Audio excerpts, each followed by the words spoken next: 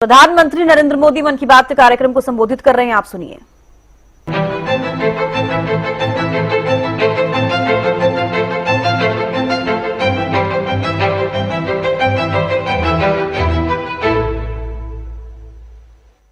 मेरे प्यारे देशवासियों, नमस्कार। आज जब मैं आपसे मन की बात कर रहा हूं तो मन में गहरी पीड़ा है। 22 अप्रैल को पहलगाम में हुई आतंकी वारदात ने देश के हर नागरिक को दुख पहुंचाया है।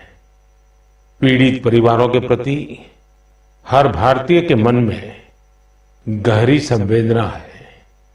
भले वो किसी भी राज्य का हो, वो कोई भी भाषा बोलता हो, लेकिन वो उन लोगों के दर्द को महसूस कर रहा है जिन्होंने इस हमले में अपने परिजनों को खोया है। मुझे एहसास है हर भारतीय का खून आतंकी हमले की तस्वीरों को देखकर खौल रहा है। पहलगाम में हुआ यह हमला आतंक के सरपरस्तों की हताशा को दिखाता है, उनकी कायरता को दिखाता है। ऐसे समय में जब कश्मीर में शांति लौट रही थी, स्कूल कॉलेजों में एक वाइब्रेंसी थी, निर्माण कार्यों में अभूतपूर्व गति आई थी, लोकतंत्र मजबूत हो रहा था, पर्यटकों की संख्या में रिकॉर्ड बढ़ोतरी हो रही थी, लोगों की कमाई बढ़ रही थी, युवाओं के लिए नए अवसर तैयार हो रहे थे, देश के दुश्मनों को, जम्मू कश्मीर के दुश्मनों को ये रास नहीं आया। आतंकी और आतंक के आका चाहते हैं कश्मीर फिर से तबाह हो जाए और इसलिए इतनी बड़ी साजिश को अंजाम दिया। आतंकवाद के खिलाफ इस युद्ध में देश की एकता, 140 करोड़ भारतीयों की एकजुटता हमारी सबसे बड़ी ताकत है। यही एकता आतंकवाद के खिलाफ हमारी निर्णायक लड़ाई का आधार है। हमें देश के सामने आई इस चुनौती का सामना करने के लिए अपने संकल्पों को मजबूत करना है। हमें एक राष्ट्र के रूप में दृढ़ इच्छा शक्ति का प्रदर्शन करना है।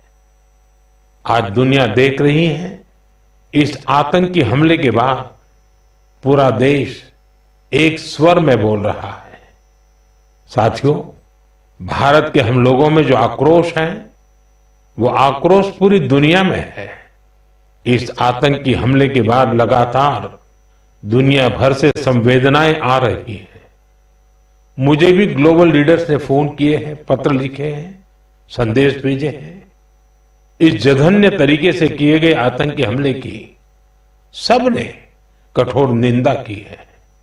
उन्होंने मृतकों के परिवारजनों के प्रति संवेदनाएं प्रकट की है। पूरा विश्व आतंकवाद के खिलाफ हमारी लड़ाई में 140 करोड़ भारतीयों के साथ खड़ा है। मैं पीड़ित परिवारों को फिर भरोसा देता हूं, उन्हें न्याय मिलेगा, न्याय मिलकर रहेगा। इस हमले के दोषियों और साजिश रचने वालों को कठोरतम जवाब दिया जाएगा। साथियों, 2 दिन पहले हमने देश के महान वैज्ञानिक डॉक्टर के कस्तूरीरंगन जी को खो दिया है। जब भी कस्तूरीरंगन जी से मुलाकात हुई, हम भारत के युवाओं के टैलेंट, आधुनिक शिक्षा, स्पेस साइंस ऐसे विषयों पर काफी चर्चा करते थे। विज्ञान, शिक्षा और भारत के अंतरिक्ष कार्यक्रम को नई ऊंचाई देने में उनके योगदान को हमेशा याद किया जाएगा। उनके नेतृत्व में इसरो को एक नई पहचान मिली। उनके मार्गदर्शन में जो स्पेस प्रोग्राम आगे बढ़े, उससे भारत के प्रयासों को ग्लोबल मान्यता मिली। आज भारत जिन सैटेलाइट्स का उपयोग करता है, उनमें से कई डॉक्टर कस्तूरीरंगन की देखरेख में ही लॉन्च की गई थी। उनके व्यक्तित्व की एक और बात बहुत खास थी, जिससे युवा पीढ़ी उनसे सीख सकती है। उन्होंने हमेशा इनोवेशन को महत्व दिया। कुछ नया सीखने, जानने और नया करने का विजन बहुत प्रेरित करने वाला है। डॉक्टर के कस्तूरीरंगन जी ने देश की नई राष्ट्रीय शिक्षा नीति तैयार करने में भी बहुत बड़ी भूमिका निभाई थी। डॉक्टर कस्तूरीरंगन 21वीं सदी की आधुनिक जरूरतों के मुताबिक फॉरवर्ड लुकिंग एजुकेशन का विचार लेकर आए थे। देश की निस्वार्थ सेवा और राष्ट्र निर्माण में उनके योगदान को हमेशा याद किया जाएगा। मैं डॉक्टर के कस्तूरीरंगन जी को विनम्र भाव से श्रद्धांजलि अर्पित करता हूं। मेरे प्यारे देशवासियों, इसी महीने अप्रैल में आर्यभट्ट सैटेलाइट की लॉन्चिंग के 50 वर्ष पूरे हुए हैं। आज जब हम पीछे मुड़कर देखते हैं, 50 वर्षों की इस यात्रा को याद करते हैं, तो लगता है हमने कितनी लंबी दूरी तय की है। अंतरिक्ष में भारत के सपनों की ये उड़ान एक समय केवल हौसलों से शुरू हुई थी। राष्ट्र के लिए कुछ कर गुजरने का जज्बा पाले कुछ युवा वैज्ञानिक, उनके पास न तो आज जैसे आधुनिक संसाधन थे, न ही दुनिया की टेक्नोलॉजी तक वैसी पहुंच थी। अगर कुछ था तो वो था प्रतिभा, लगन, मेहनत और देश के लिए कुछ करने का जज्बा। बैलगाड़ियों और साइकिलों पर क्रिटिकल इक्विपमेंट को खुद लेकर जाते हमारे वैज्ञानिकों की तस्वीरों को आपने भी देखा होगा। उसी लगन और राष्ट्र सेवा की भावना का नतीजा है कि आज इतना कुछ बदल गया है। आज भारत एक ग्लोबल स्पेस पावर बन चुका है। हमने एक साथ 104 सैटेलाइट का लॉन्च करके रिकॉर्ड बनाया है। हम चंद्रमा के साउथ पोल पर पहुंचने वाले पहले देश बने हैं। भारत ने मार्स ऑर्बिटर मिशन लॉन्च किया है और हम आदित्य L1 मिशन के जरिए सूरज के काफी करीब तक पहुंचे हैं।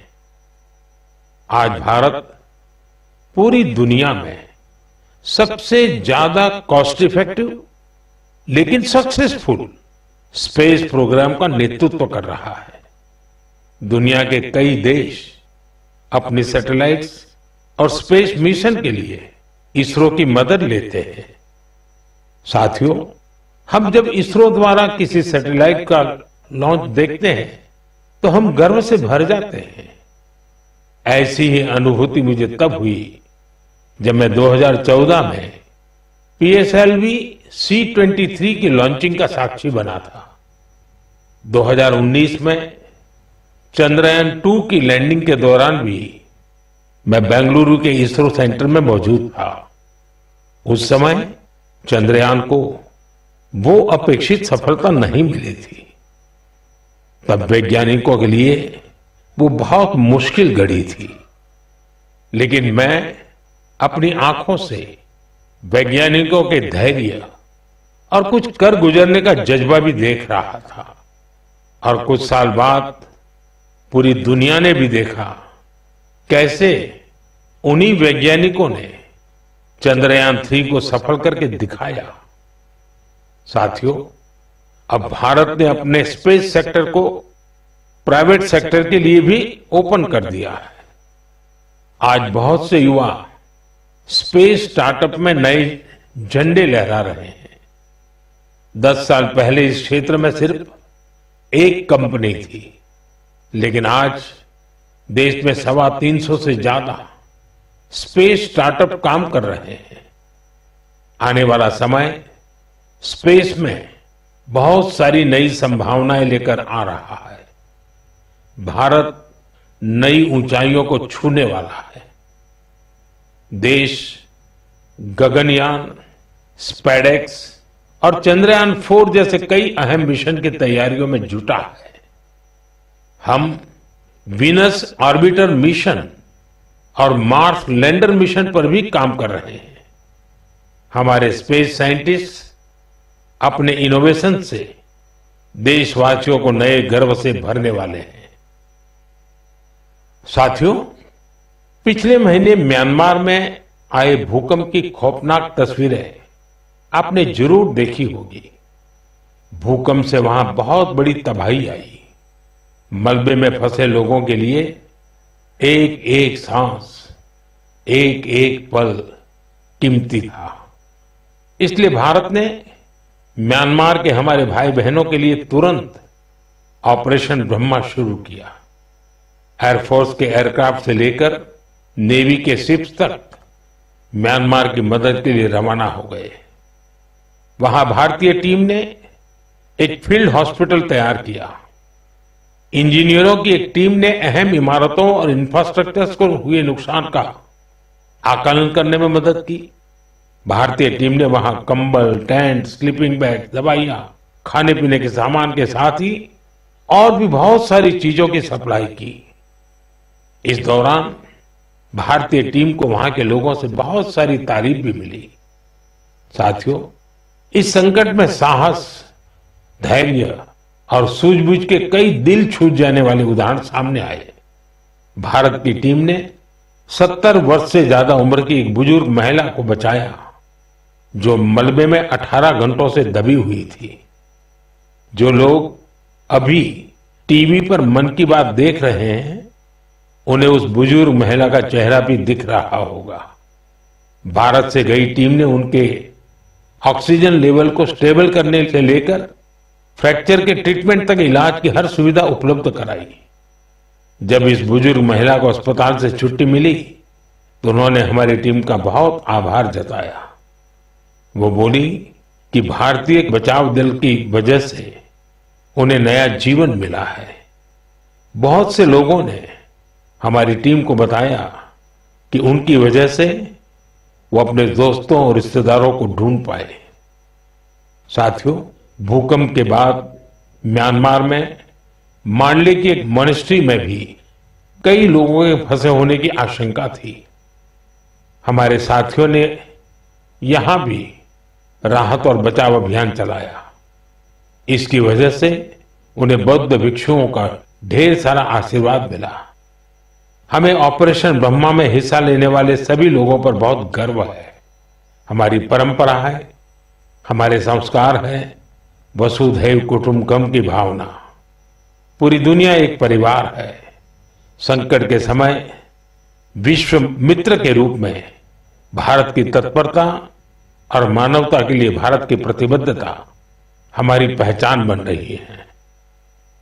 साथियों, मुझे अफ्रीका के इथियोपिया में प्रवासी भारतीयों के एक अभिनव प्रयास का पता चला है। इथियोपिया में रहने वाले भारतीयों ने ऐसे बच्चों को इलाज के लिए भारत भेजने की पहल की है जो जन्म से ही हृदय की बीमारी से पीड़ित हैं। ऐसे बहुत से बच्चों की भारतीय परिवारों द्वारा आर्थिक मदद भी की जा रही है। अगर किसी बच्चे का परिवार पैसे की वजह से भारत आने में असमर्थ है तो इसका भी इंतजाम हमारे भारतीय भाई बहन कर रहे हैं। कोशिश ये है कि गंभीर बीमारी से जूझ रहे इथियोपिया के हर जरूरतमंद बच्चे को बेहतर इलाज मिले। प्रवासी भारतीयों के इस नेक कार्य को इथियोपिया में भरपूर सराहना मिल रही है। आप जानते हैं कि भारत में मेडिकल सुविधाएं लगातार बेहतर हो रही है। इसका लाभ दूसरे देश के नागरिक भी उठा रहे हैं। साथियों, कुछ ही दिन पहले भारत ने अफगानिस्तान के लोगों के लिए बड़ी मात्रा में वैक्सीन भी भेजी है। ये vaccine rabies, tetanus, hepatitis B और इन्फ्लुएंजा जैसी खतरनाक बीमारियों से बचाव में काम आएगी। भारत ने इसी हफ्ते नेपाल के आग्रह पर वहां दवाइयां और वैक्सीन की बड़ी खेप भेजी है। इनसे थैलेसीमिया और सिकल सेल डिसीज के मरीजों को बेहतर इलाज सुनिश्चित होगा। जब भी मानवता की सेवा की बात आती है तो भारत हमेशा इसमें आगे रहता है और भविष्य में भी ऐसी हर जरूरत में हमेशा आगे रहेगा। साथियों, अभी हम डिजास्टर मैनेजमेंट की बात कर रहे थे और किसी भी प्राकृतिक आपदा से निपटने में बहुत अहम होती है आपकी अलर्टनेस, आपका सचेत रहना। इस अलर्टनेस में अब आपको अपने मोबाइल के एक स्पेशल ऐप से मदद मिल सकती है। ये ऐप आपको किसी प्राकृतिक आपदा में फंसने से बचा सकते हैं और इसका नाम भी है सचेत। सचेत ऐप भारत की नेशनल डिजास्टर मैनेजमेंट अथॉरिटी ने तैयार किया है। बाढ़, साइक्लोन, लैंडस्लाइड, सुनामी, जंगलों की आग, हिमस्खलन, आंधी, तूफान या फिर बिजली गिरने जैसी आपदाएं हो, सचेत ऐप आपको हर प्रकार से इन्फॉर्म और प्रोटेक्टेड रखने का प्रयास करता है। इस ऐप के माध्यम से आप मौसम विभाग से जुड़े अपडेट्स प्राप्त कर सकते हैं। खास बात यह है कि सचेत ऐप क्षेत्रीय भाषाओं में भी कई सारी जानकारियां उपलब्ध कराता है। इस ऐप का आप भी फायदा उठाएं और अपने अनुभव हमसे जरूर साझा करें। मेरे प्यारे देशवासियों, आज हम पूरी दुनिया में भारत के टैलेंट की तारीफ होते देखते हैं। भारत के युवाओं ने भारत के प्रति दुनिया का नजरिया बदल दिया है और किसी भी देश के युवा की रुचि किस तरफ है, किधर है, उससे पता चलता है कि देश का भविष्य कैसा होगा। आज भारत का युवा साइंस, टेक्नोलॉजी और इनोवेशन की ओर बढ़ रहा है। ऐसे इलाके जिनकी पहचान पहले पिछड़ेपन और दूसरे कारणों से होती थी, वहां भी युवाओं ने ऐसे उदाहरण प्रस्तुत किए हैं जो हमें नया विश्वास देते हैं। छत्तीसगढ़ के दंतेवाड़ा का विज्ञान केंद्र आजकल सबका ध्यान खींच रहा है। कुछ समय पहले तक दंतेवाड़ा का नाम केवल हिंसा और अशांति के लिए जाना जाता था, लेकिन अब वहां एक साइंस सेंटर बच्चों और उनके माता पिता के लिए उम्मीद की नई किरण बन गया है। इस साइंस सेंटर में जाना बच्चों को खूब पसंद आ रहा है। वे अब नई नई मशीनें बनाने से लेकर टेक्नोलॉजी का उपयोग करके नए प्रोडक्ट्स बनाना सीख रहे हैं। उन्हें 3D प्रिंटर्स और रोबोटिक कारों के साथ ही दूसरी इनोवेटिव चीजों के बारे में जानने का मौका मिला है।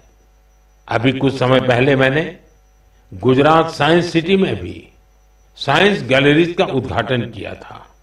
इन गैलरीज से ये झलक मिलती है कि आधुनिक विज्ञान का पोटेंशियल क्या है, विज्ञान हमारे लिए कितना कुछ कर सकता है।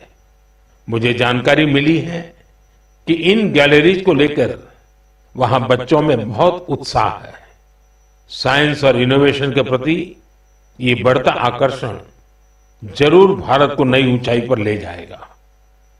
मेरे प्यारे देशवासियों, हमारे देश की सबसे बड़ी ताकत हमारे 140 करोड़ नागरिक हैं। उनका सामर्थ्य है, उनकी इच्छा शक्ति है। और जब करोड़ों लोग एक साथ किसी अभियान से जुड़ जाते हैं तो उसका प्रभाव बहुत बड़ा होता है। इसका एक उदाहरण है एक पेड़ मां के नाम। ये अभियान उस मां के नाम है जिसने हमें जन्म दिया, और ये उस धरती मां के लिए भी है जो हमें अपनी गोद में धारण किए रहती है। साथियों, 5 जून को विश्व पर्यावरण दिवस पर इस अभियान के 1 साल पूरे हो रहे हैं। इस 1 साल में इस अभियान के तहत देश भर में मां के नाम पर 140 करोड़ से ज्यादा पेड़ लगाए गए हैं। भारत की इस पहल को देखते हुए देश के बाहर भी लोगों ने अपनी मां के नाम पर पेड़ लगाए हैं। आप भी इस अभियान का हिस्सा बने ताकि 1 साल पूरा होने पर अपनी भागीदारी पर आप गर्व कर सकें। साथियों, पेड़ों से शीतलता मिलती है, पेड़ों की छांव में गर्मी से राहत मिलती है, ये हम सब जानते हैं।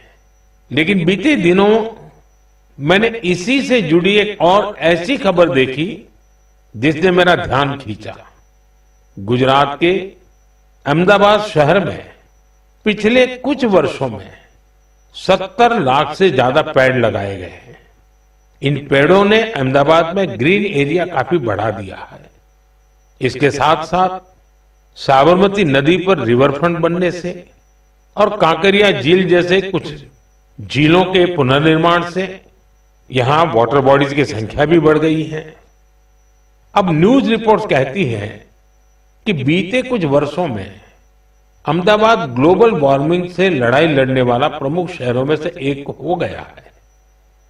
इस बदलाव को, वातावरण में आई शीतलता को वहां के लोग भी महसूस कर रहे हैं। अहमदाबाद में लगे पेड़ वहां नई खुशहाली लाने की वजह बन रहे हैं। मेरा आप सबसे फिर आग्रह है कि धरती की सेहत ठीक रखने के लिए, क्लाइमेट चेंज की चुनौतियों से निपटने के लिए और अपने बच्चों का भविष्य सुरक्षित करने के लिए पेड़ जरूर लगाएं। एक पेड़ मां के नाम। साथियों, एक बड़ी पुरानी कहावत है, जहां चाह वहां राह। जब हम कुछ नया करने की ठान लेते हैं तो मंजिल भी जरूर मिलती है। आपने पहाड़ों में उगने वाले सेब तो खूब खाए होंगे, लेकिन अगर मैं पूछूं कि क्या आपने कर्नाटका के सेब का स्वाद चाखा है तो आप हैरान हो जाएंगे। आमतौर पर हम समझते हैं कि सेब की पैदावार पहाड़ों में ही होती है, लेकिन कर्नाटका के बागलकोट में रहने वाले श्री शैल तेली जी ने मैदानों में सेब उगा दिया है। उनके कुलाली गांव में 35 डिग्री से ज्यादा तापमान में भी सेब के पेड़ फल देने लगे। दरअसल श्रीशैल तेली को खेती का शौक था, तो उन्होंने सेब की खेती को भी आजमाने की कोशिश की और उन्हें इसमें सफलता भी मिल गई। आज उनके लगाए सेब के पेड़ों पर काफी मात्रा में सेब उगते हैं, जिसे बेचने से उन्हें अच्छी कमाई भी हो रही है। साथियों, अब जब सेबों की चर्चा हो रही है तो आपने किन्नौरी सेब का नाम जरूर सुना होगा। सेब के लिए मशहूर किन्नौर में केसर का उत्पादन होने लगा है। आमतौर पर हिमाचल में केसर की खेती कम ही होती थी, लेकिन अब किन्नौर की खूबसूरत सांगला घाटी में भी केसर की खेती होने लगी। ऐसा ही एक उदाहरण केरला के वायनाड का है। यहां भी केसर उगाने में सफलता मिली और वायनाड में ये केसर किसी खेत या मिट्टी में नहीं, बल्कि एरोपोनिक्स टेक्निक से उगाए जा रहे हैं। कुछ ऐसा ही हैरत भरा काम लीची की पैदावार के साथ हुआ है। हम तो सुनते आ रहे थे कि लीची बिहार, पश्चिम बंगाल या झारखंड में उगती है, लेकिन अब लीची का उत्पादन दक्षिण भारत और राजस्थान में भी हो रहा है। तमिलनाडु के थिरुविरा अरासु कॉफी की खेती करते थे। कोडाईकनाल में उन्होंने लीची के पेड़ लगाए और उनकी 7 साल की मेहनत के बाद अब उन पेड़ों पर फल आने लगे। लीची उगाने में मिली सफलता ने आसपास के दूसरे किसानों को भी प्रेरित किया है। राजस्थान में जितेंद्र सिंह राणावत को लीची उगाने में सफलता मिली है। ये सभी उदाहरण बहुत प्रेरित करने वाले हैं। अगर हम कुछ नया करने का इरादा कर ले और मुश्किलों के बावजूद डटे रहें, तो असंभव को भी संभव किया जा सकता है। मेरे प्यारे देशवासियों, आज अप्रैल का आखिरी रविवार है। कुछ ही दिनों में मई का महीना शुरू हो रहा है।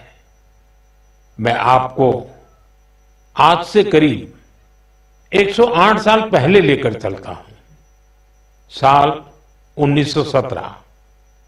अप्रैल और मई के यही 2 महीने देश में आजादी की एक अनोखी लड़ाई लड़ी जा रही थी। अंग्रेजों के अत्याचार उफान पर थे। गरीबों, वंचितों और किसानों का शोषण अमानवीय स्तर को भी पार कर चुका था। बिहार की उपजाऊ धरती पर ये अंग्रेज किसानों को नील की खेती के लिए मजबूर कर रहे थे। नील की खेती से किसानों के खेत बंजर हो रहे थे, लेकिन अंग्रेजी हुकूमत को इससे कोई मतलब नहीं था। ऐसे हालात में 1917 में गांधी जी बिहार के चंपारण पहुंचे हैं। किसानों ने गांधी जी को बताया, हमारी जमीन मर रही है, खाने के लिए अनाज नहीं मिल रहा है। लाखों किसानों की उस पीड़ा से गांधी जी के मन में एक संकल्प उठा। वहीं से चंपारण का ऐतिहासिक सत्याग्रह शुरू हुआ। चंपारण सत्याग्रह ये बापू द्वारा भारत में पहला बड़ा प्रयोग था। बापू के सत्याग्रह से पूरी अंग्रेज हुकूमत हिल गई। अंग्रेजों को नील की खेती के लिए किसानों को मजबूर करने वाले कानून को स्थगित करना पड़ा।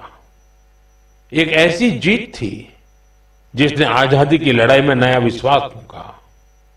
आप सब जानते होंगे, इस सत्याग्रह में बड़ा योगदान बिहार के एक और सपूत का भी था, जो आजादी के बाद देश के पहले राष्ट्रपति बने। वो महान विभूति थे डॉक्टर राजेंद्र प्रसाद।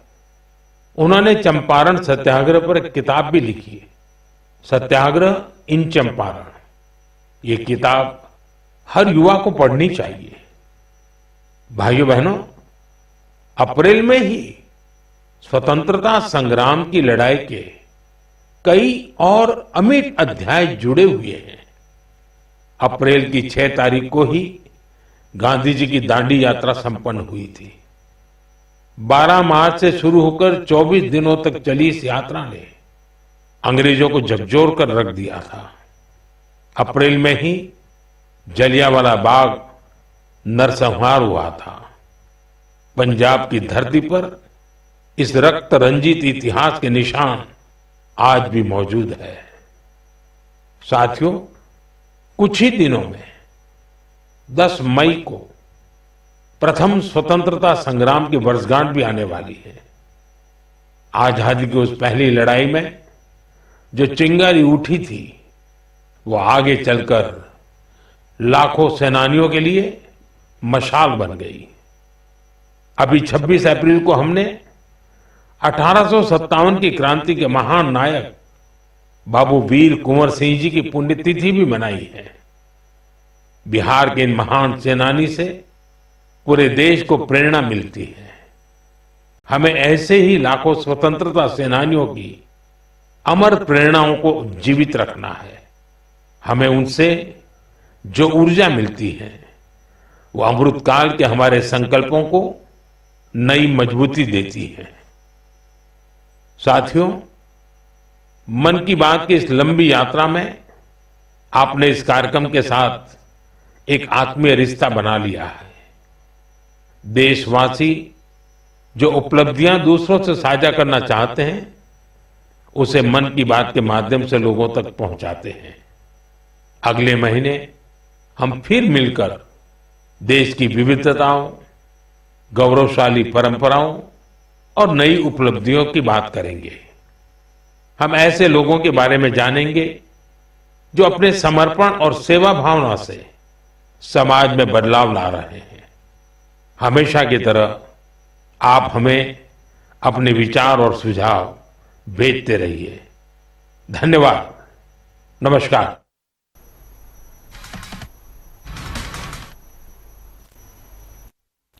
मन की बात में आतंकवाद पर प्रधानमंत्री नरेंद्र मोदी का बड़ा बयान। कहा, पहलगाम में आतंकी वारदात ने हर नागरिक को दुख पहुंचाया है।